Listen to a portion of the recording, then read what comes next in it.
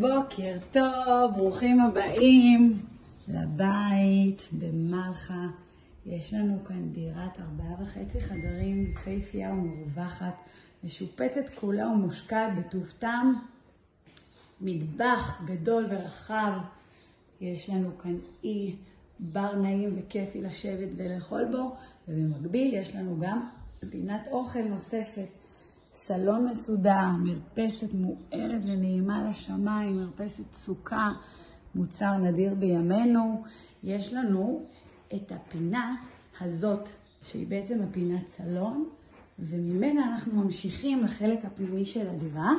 יש לנו כאן את היחידת הורים, חדר ההורים שלנו, וכשאנחנו יוצאים מהחדר ההורים, יש לנו כאן את המקלחת המרווחת והגדולה הזאת, עם חדר נוסף שמשמש אותנו לציוד, בעצם המחסן, חדר כביסה, וזה באמת מרווח ונעים.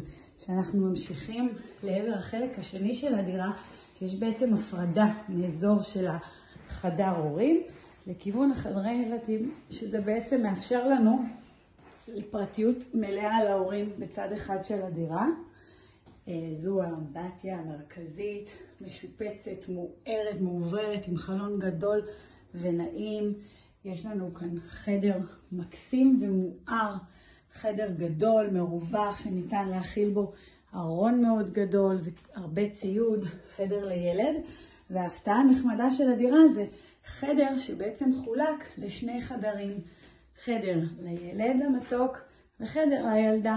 יש כאן דלת שמפרידה בין החדרים, ובעצם יוצרת הפרדה מלאה ונותנת פרטיות לילדים. אז הבית בעצם מתוכנן בצורה מאוד מאוד חכמה, מהבחינה הזאת שיש הפרדה בין האזור של ההורים לאזור של הילדים. אנחנו מחכים לכם, בואו לראות את הדירה.